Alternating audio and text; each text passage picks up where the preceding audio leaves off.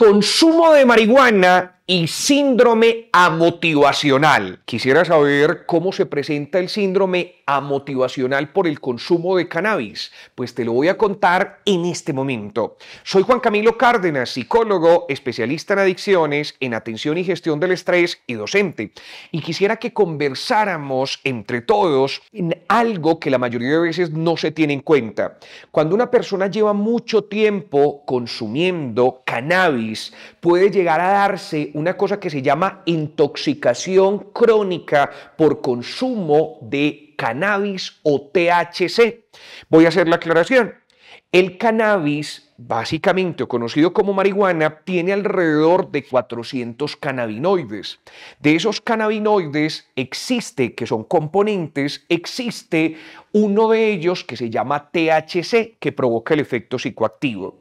El THC, cuando se tiene demasiada exposición a este, desarrolla hoy lo que los científicos han llamado el famoso síndrome amotivacional.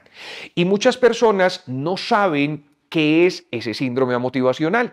Por eso yo quiero que si tú eres consumidor o a su vez eres papá o mamá, o eres tío, familiar, esposo, esposa, novio, novia, compañera de vida de una persona que consume marihuana, verifiques si tu familiar, tu persona cercana está desarrollando este famoso síndrome motivacional. Y quisiera que lo pudiéramos revisar entre todos para poder ubicar las afectaciones que tiene.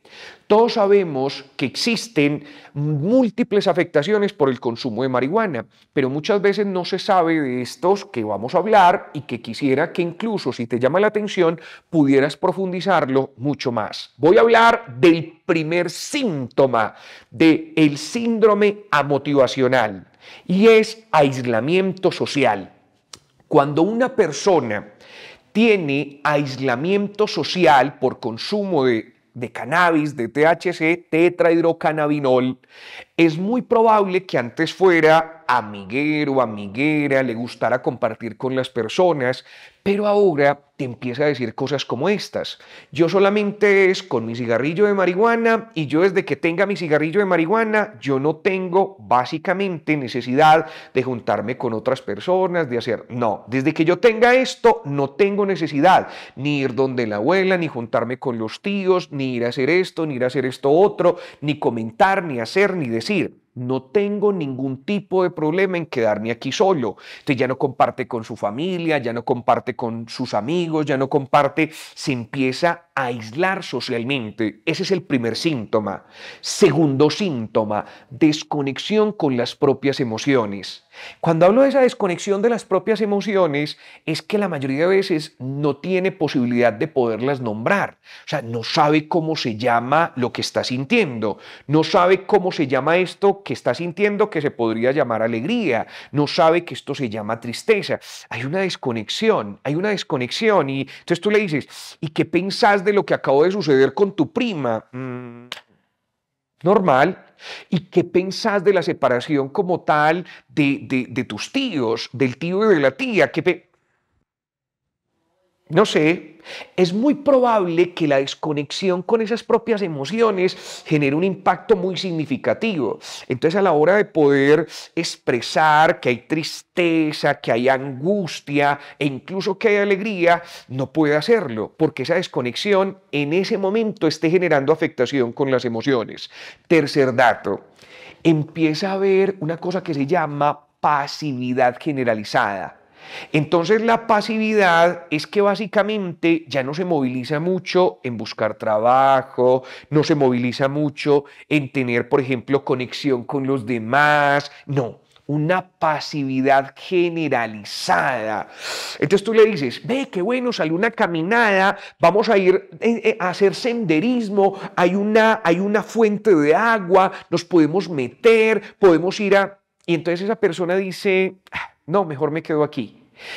Mira, y vamos a conocer gente, y vamos a hablar de esto, y va a haber una fogata, y van a tocar guitarra. No, mejor me quedo aquí.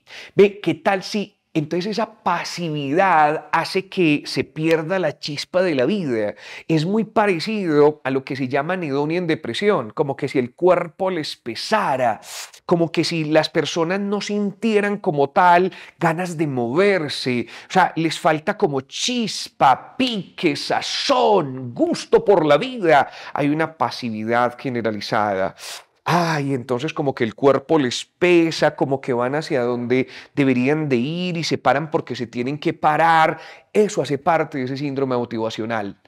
Cuarto dato, descuido de la imagen. Empieza a haber un descuido de su autoimagen. Entonces ya incluso no le prestan mucha atención las damas a arreglarse, a ponerse un poquito de maquillaje o a su vez los hombres a quitarse la barba. Básicamente no le prestan mucha atención de que si su ropa lleva muchos días sin lavar o no, hay un descuido de su imagen y a su vez de incluso de su habitación. Entonces hay basura en la habitación, hay comida de hace varios días, eso es producto del síndrome motivacional. Entonces hay vasos y platos debajo de la cama, entonces vos observás que el polvo es por todas partes, eso hace parte del síndrome motivacional. Aunque ellos sigan diciendo que la marihuana no hace nada, que es normal, que yo veo lo más normal del mundo, sí está generando una gran afectación en la vida de esos seres humanos. Y ese descuido de esa imagen hace que pierdan trabajos, que no, y sumando de todas las otras sintomatologías. Entonces, dejan de generar interés. Los amigos y la gente cercana dice, yo lo veo como demasiado ido, como demasiado retraído, como si estuviese como tal en otro mundo, producto de ese síndrome motivacional. Y les cuento, yo en consulta he tenido personas que han sido supremamente brillantes en su estudio, en su trabajo, y dejaron coger demasiada ventaja al consumo de marihuana y se fueron apagando lentamente. Y lentamente es que dejaron de ser unos seres humanos que eran capaces de comunicar, de hablar, de gestionar, a que su vida se apagara lentamente, lentamente, y que ya dejara de tener como tal interés por la novedad y por otras cosas que pudieran aparecer en su vida. Siguiente síntoma, dificultad para conectarse con cambios posturales. Entonces vas a observar que esa persona está en esta posición o a su vez hace esta posición y se puede quedar así un montón de tiempo. Y tú los ves viendo, por ejemplo, televisión y son como tal en la misma posición mucho tiempo, 2, 3 horas. Y la gente, por ejemplo, llama la atención y dice, mira, es que podemos ir allá o mira cómo estás, te va a doler esto, vas a tener un espasmo. Y esa persona se queda así y dice, no, pues normal, a mí no me duele, no pasa nada. Ese ser humano empieza de tanto adecuar como tal esos cambios posturales, empieza a volverlos propios. Entonces le sale joroba, entonces empiezan a enlentecer como tal su caminar, entonces los hombros empiezan a poner mucho más hacia adentro y no hacia afuera, entonces la mirada empieza a ser mucho más hacia abajo. Esto es muy en relación al efecto que provoca el THC en el organismo de los seres humanos. Y esto se los digo con toda la intención de poder ver cómo se puede frenar a tiempo. Dejar de consumir marihuana es un regalo de vida. Juan Camilo, vuelvo y hago la aclaración, como en otros videos anteriores. Es que me han dicho que es medicinal. Sí, el efecto medicinal se produce por el CBD y hay que llevarlo al laboratorio y separarlo de los otros cannabinoides para poder que sea como tal efectivo. Si yo no separo el CBD del THC, del cannabidiol, de los otros, no tengo la oportunidad de que te genere efectos medicinales. Si yo consumo THC y THC, acuérdate que una persona empezó a consumir y era cada 8 días, ahora lo hace para poder, por ejemplo, dormir se necesita consumir, pero para que tenga apetito necesita consumir, para tener una relación sexual necesita consumir, frecuencia, cantidad, y esa intoxicación por cannabis, por THC específicamente, de forma prolongada, es lo que provoca el famoso síndrome amotivacional. Te conté en este momento los síntomas mucho más visibles del síndrome motivacional. Los consumidores no se dan cuenta, las personas cercanas la mayoría de veces no lo saben. Y te doy un tercer dato, estás a tiempo de iniciar tratamiento porque si lo inicias no vas a tener efectos devastadores.